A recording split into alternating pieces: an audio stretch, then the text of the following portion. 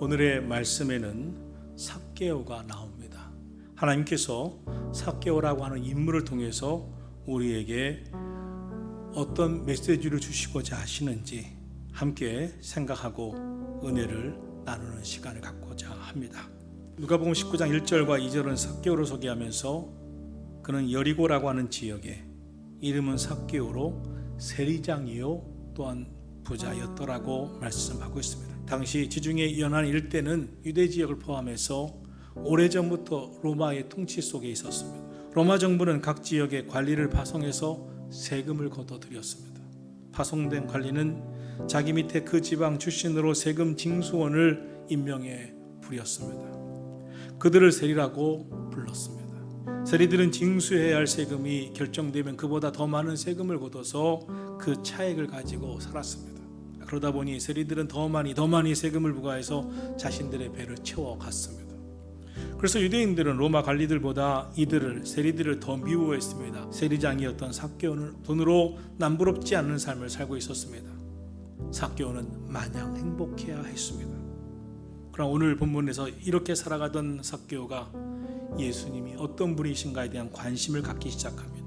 우리가 눈여겨보아야 할 것은 권력을 가지고 돈을 착취하며 부자가 되고 성공했었던 삭개오가 이 세상에 복음을 들고 오신 예수님을 찾아갔다는 것입니다. 근데 왜 갑자기 예수님을 만나고자 했을까요? 돈이나 권력은 얻었지만 그것으로 만족할 수 없었던 그 무엇인가가 있었던 것입니다. 이제는 더 이상 참고 견디고 지나칠 수 없는 그런 공허함이 그의 마음에 가득 차 있었다는 것입니다. 삭개오가 자신의 삶에 충분히 만족했다면, 그의 권력과 돈으로 만족했다면 예수님을 만나고자 했을 리가 없습니다. 배만 부르면 만족해하는 동물도 있습니다. 더 이상 욕심이 없습니다. 그러나 사람은 동물이 아닙니다. 채워지지 않는 공허함, 그 무엇인가가 그 삶에 찾아와 괴롭히고 허무하게 만듭니다.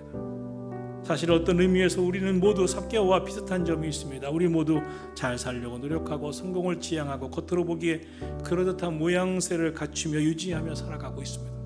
그런데 어느 날 그렇게 살아가던 사람이 뭔가 만족할 수 없는 인생, 삶이 공허하고 메말라 있음을 느낍니다. 이는 열심히 살아가는 성공지향적인 사람일수록 더 느끼는 것입니다. 고생해서 이제 좀 먹고 살만하고 어느 정도 이루었다고 생각했는데 더 느끼는 겁니다.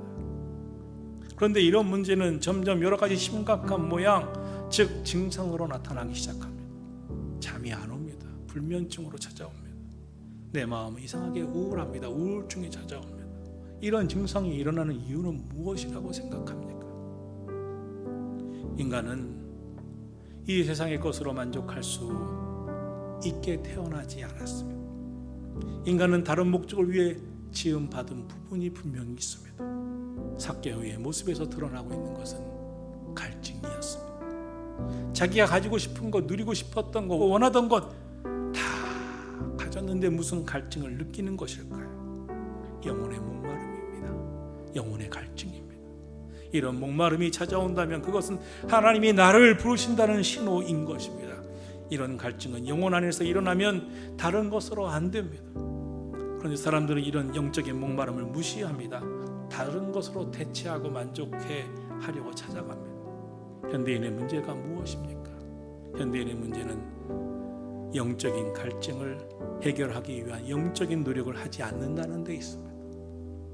세상에서 대체품으로만 찾으려고 하지, 그때그때 옅은 마음의 감정만 주스려고 하지, 정말 기쁜 영적인 만족, 영적인 은혜를 사모하면서 하나님이 주시는 해결점을 찾지 않는 데 있습니다. 자기 방식, 자기 고집으로만 살아가려고 합니다.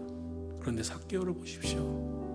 그는 자신에게 일어나는 영적인 갈증에 정직하게 반응했습니다. 그는 용기를 내어 예수님 계신 곳으로 달려갔습니다. 그런데 이미 그곳에는 많은 사람들이 가득 예수님 주변을 메우고 있었습니다. 삭개오는 핸디캡이 있었습니다. 키가 몹시 작아 도무지 예수님을 볼 수 없었습니다. 또 주위의 사람들이 그를 몹시 싫어했습니다. 삭개오는 어떻게 합니까? 그는 나무 위로 올라갔습니다. 더 이상 지금처럼 살고 싶지 않았습니다. 그래서 그는 용기를 내어 예수님에게 더 가까이 다가가기 위해서 나무 위로 어려운 발걸음을 내딛었습니다. 오늘 우리도 그 한 발을, 그 발걸음을 내디딜 수 있어야 하겠습니다. 오늘 이 시간 바라기는 여러분 한 분 한 분이 자신의 모습을 돌아볼 수 있게 되시기를, 그리고 자신을 인정할 수 있게 되기를, 더 나아가 우리 모두 삭개오처럼 내 삶의 나무 위에 올라가서 주님을 다시 새롭게 만나게 되시기를 예수님의 이름으로 축원합니다. 지금 여러분이 예수님께 좀 더 가까이 가기 위해서 한 발을 어떻게 내딛어야 하겠습니까? 어떤 분은 주일 예배를 매주 빠짐없이 드리기 시작해야 할 분도 있을 것이고, 어떤 분은 온전한 공적 예배를 회복시켜야 하실 분도 있을 것이고, 어떤 분은 새벽 기도에 다시 나가서 하루의 첫 시간을 주님께 드리는 기도의 발걸음을 내딛어야 할 분도 있으실 것입니다. 또 어떤 분은 성경 읽고 묵상하는 일로 시작하셔야 하실 분도 있을 것입니다. 삭개오는 영적인 갈급함이 컸기 때문에 그렇게 주저앉고 싶지 않았습니다. 왜냐하면 지금 그는 영적인 갈증이 목까지 차올랐기 때문입니다. 여러분, 이것이 은혜입니다. 오늘 반드시 예수님을 만나야 한다는 영적인 갈급함이 있어야 하나님을 만나는 것입니다. 삭개오는 이날 주저없이 나무 위로 올라갔습니다. 그에게 찾아온 기회를 놓칠 수 없었기 때문입니다. 이것은 놀라운 기회, 위대한 기회입니다. 우리 신앙의 여정에도 기회란 것이 있습니다. 내가 새로워지고 내가 성장하고 내가 견고히 설 수 있고 하늘 문이 열리는 기적을 체험할 수 있는 하나님이 주시는 기회가 있습니다. 삭개오는 그 기회를 붙잡으려고 했습니다. 삭개오는 이 영적인 갈급함, 그 기회를 놓치고 싶지 않아 뽕나무라고도 불리우는 돌무화과 나무 위로 올라갔습니다. 그렇게 해서라도 예수님을 한 번이라도 만나기 원했던 것입니다. 삭개오는 이로 말미암아 주님을 만나게 됩니다. 주님은 마치 삭개오를 오랫동안 기다리고 계셨던 것처럼 반응하고 계십니다. 5절입니다. 예수님께서 그곳에 이르시되 삭개오야 속히 내려오라. 내가 오늘 너희의 집에 유하여야 하겠다.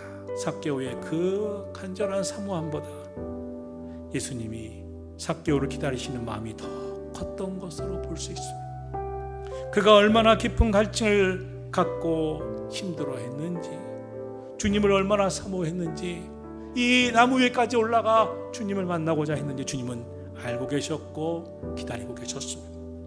예수님은 그 많은 군중에 관심이 있으셨던 것이 아니라 갈급한 마음으로 그 나무 위에까지 올라가 주님을 만나고 싶어 했었던, 전심으로 주를 찾는 삭개오에게 관심을 가지셨습니다.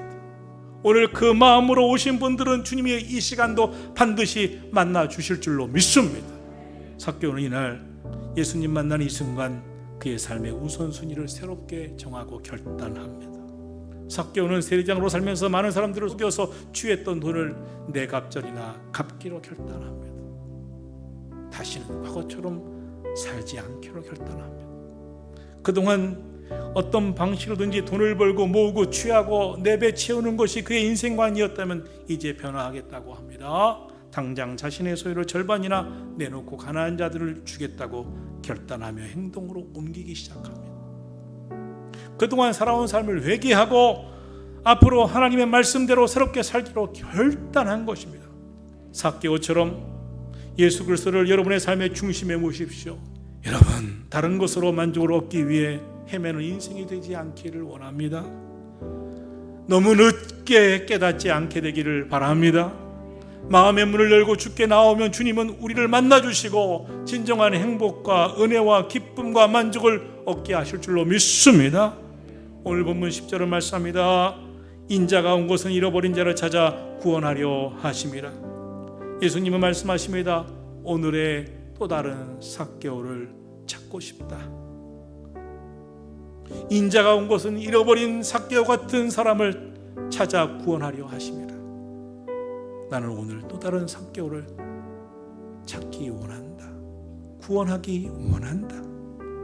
여러분, 우리 모두 삭개오 같은 구원을 얻는 은혜가 우리 모두에게 있기를 예수님의 이름으로